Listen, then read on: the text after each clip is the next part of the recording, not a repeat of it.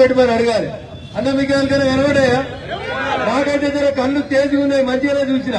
ఒక్క double bedroom ఇల్లు కనబడలేదు రహమత్ నగర్ లో. ఎవరుండ్రి 11 ఏళ్ళు ఎమ్మెల్యే? ఎవరుండే 11 ఏళ్ళు ఎమ్మెల్యే? టీఆర్ఎస్ పార్టీ వాళ్ళే ఎమ్మెల్యే ఉండే. 10 ఏళ్ళు ఎవరుండ్రి ముఖ్యమంత్రి అని చెప్తారు కదా. మా బాబు అని బొచ్చలు బాదుకుంటా ఉంటారు కొడుకులు ఇంకొంతమంది. వాళ్ళ బాబే ఉండే ముఖ్యమంత్రి. ఒక్క డబుల్ బెడ్రూమ్ వచ్చిందేమో రహమత్ నగర్ వచ్చి చెప్పనుంది. కేటీఆర్ వచ్చి చౌరస్తాలు నిల్చొని ఇక రహమత్ నగర్ లో ఇన్ని డబుల్ బెడ్రూమ్ ఇల్లు కట్టించినామని చెప్పనుంది. లేకపోతే రేవంత్ రెడ్డి గారు వచ్చి ఇన్ని ఇందిరా ఇల్లు కట్టినాము 2 ఏళ్లలో అని చెప్పనుంది. అలా కట్టిరా? ఏమైనా మారిందా? మూత్రవాసం చెప్తే ఇంకేం మారలేదు హైదరాబాద్ లో. ఏమైనా మారిందా అంటే ఏ చౌరస్తా చూడు చెత్త కంపులు వస్తే ఏం మారలేదు. కేటీఆర్ మాట్లాడమంటే ఏసీ హాల్లో కూర్చొని మొత్తం మారిపోయింది. హైదరాబాద్ మొత్తం బంగారు తుప్పుడు అయింది అంటాడు. అయిందా తమ్మి? కొలు వచ్చిందా? ఏం చదువుకున్నాం? డిగ్రీ చదువుతున్నాడు. డిగ్రీ చదువుతలేదు, ఇంజనీరింగ్ చదువుతలేదు, సాఫ్ట్వేర్ కంపెనీలలో పనిచేద్దామంటే లేదు. ఆఖరికి కానిస్టేబుల్ కొలువులకి నోటిఫికేషన్ ఇస్తే లైన్ రహమత్ నగర్కి వెళ్ళి యూట్యూబ్ కూడా దాకా లైన్ వస్తుందా?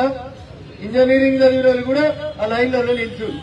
ఎందుకు వేయాలి అలా టీఆర్ఎస్ పార్టీ కోట అనేది ఒకసారి గట్టిగా చెప్పాలి మనం. గజేంద్ర గారిని కాంగ్రెస్ అధికారంలో ఉంది కదా, నువ్వు టీఆర్ఎస్ గురించి ఎందుకు మాట్లాడుతున్నావు అని కొంతమంది అడుగుతుంది. మీకు ఎవరికైనా ఉందా కాంగ్రెస్ కోటు పడుతుంది నమ్మిక ఉందా?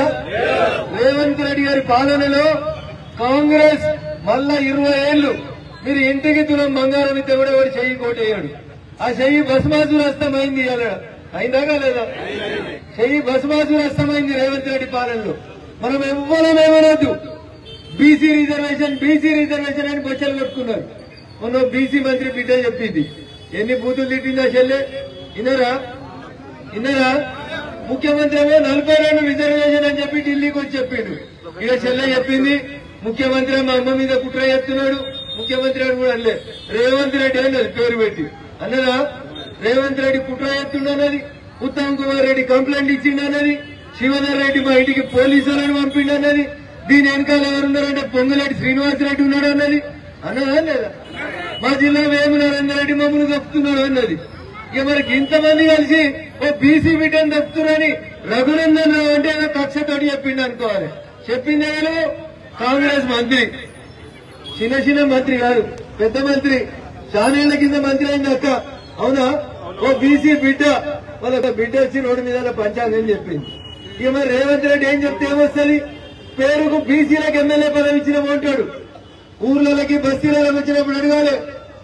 బీసీలకి 42% రిజర్వేషన్లు ఇచ్చే ఆలోచన నీకుంటే ముందుగానే 142 మంత్రి పదవులు బీసీలకి ఇవ్వని అడగాలి. బీసీ బిడ్డలు ఇలా ఆలోచించాల్సినటువంటి అవసరం ఉంది.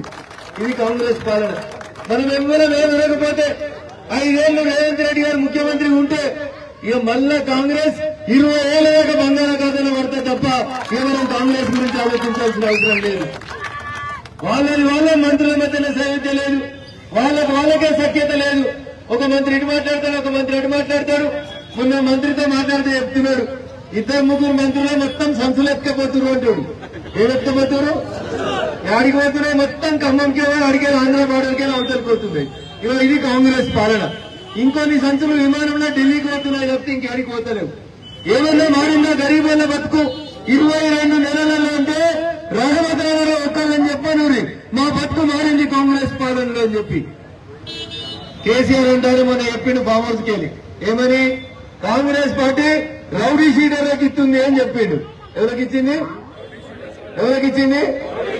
కాంగ్రెస్ ఎవరికిచ్చింది? రౌడీ షీటర్లకు ఇచ్చిందని నేను చెప్పలేదు. ఆయనతో నన్నలేరు మీరు. ఎవరు చెప్పారు? తెలంగాణ బాబు పొద్దుకి దాకా చెప్పిండు. కేసీఆర్ చెప్పిండు. పొద్దుకి బాబుకి వెళ్ళి చెప్పిండు. ఏమని? కాంగ్రెస్ ఒక రౌడీ షీటర్ కి సీట్ ఇచ్చింది, సిగ్గునే ఎవరు అడిగిండు కేసీఆర్. అబ్బా మంచిగా మాట్లాడండి కేసీఆర్ అనుకున్నా. 2 రోజుల తర్వాత చూసినా అలా కొడుకు గిట్ల దగ్గర కూర్చున్నాడు. ఎవరి కోసం? ఇంకో రౌడీ షీటర్ ని జాయిన్ చేసుకోవడం కోసం. పేరు సల్మాన్ ఖాన్. ఏం పేరు? సల్మాన్ ఖాన్. ఎన్ని కేసులు ఉన్నాయి? కేటీఆర్ కే తెలిసి ఎన్ని కేసులు ఉన్నాయి ఆయన మీద. పీడీ యాక్ట్ ఉన్నది, కేసులు పెట్టారు. రౌడీ షీట్ ఉన్నది. ఇక సల్మాన్ ఖాన్ వచ్చే కంటే ముందు 25 మంది వచ్చారు. దరుగురి అన్నొస్తున్నాడు. అన్నెంతున్నాడు ఇంత అంటున్నాడు. వాడైతే వీళ్ళు 25 మంది వచ్చి జరుగురు అని జరుపుతారు. టీవీలలో చూసినా నేనేం చూడలే దగ్గరికి. వీడు షటాక్ లేడు. వీడొచ్చేమంటుడు జై పాలస్తీనా అంటుండు. ఆడుందా మనం? ఆడున్నామే? ఏ దేశంలో ఉన్నాం?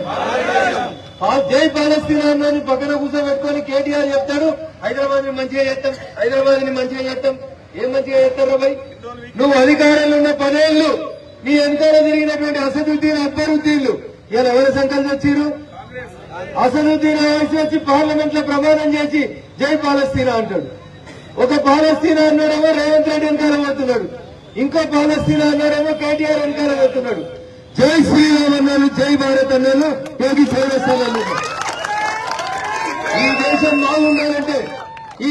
బాగుండాలంటే ఇక ఈ పిల్లల భవిష్యత్ బాగుండాలంటే, భావి తరాలలో యువత మంచిగా బతకాలంటే ఎవరికి ఓటేయాలి? ఎవరికేయాలి? ఎందుకు వేయాలి? ఎవరిని చూసేయాలి? ఎవరిని చూసి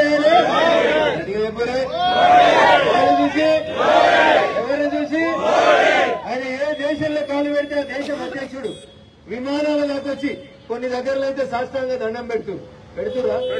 ఇలా పైసలు ఇస్తే కూడా పెడతలేరు. ఇలా పైసలు ఇస్తే కూడా వాళ్ళ కార్యకర్తలే వాళ్ళకి పెడతలేరు. మంత్రి పదవి ఇస్తేనే చెల్లె నోటికి వచ్చిన కూతురు తిట్టిందా తిట్టలేదా?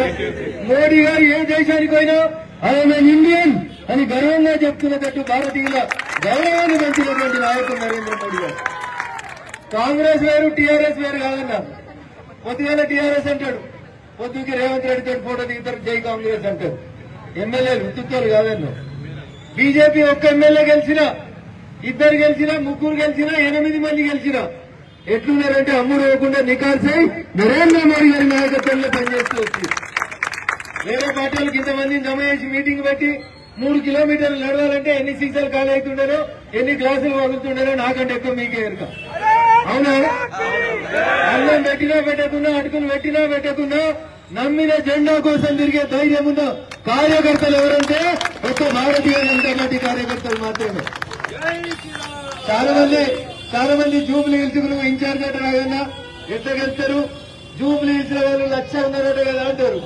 అరే వారి వాళ్ళు 1,00,000 ఉంటే మనం ఎన్ని లక్షలు ఉన్నాం? ఎంతమంది ఉన్నామే? అరే 1,00,000 ఉన్నోడికి వెళ్తారా? 3 లక్షలు ఉన్నోడికి వెళ్తారా? ఎవరు ఉండాలా మనకు పౌరుషం ఉందా? గట్టిగా చెప్పు. ఎవరు గెలవాలి? ఎవరు గెలవాలి? ఎవరు గెలవాలి? ఎవరు గెలవాలి? ఎవరు గెలవాలి? కమలం గుర్తు గెలిస్తే మనం ఈ దేశంలో ఉంటాం.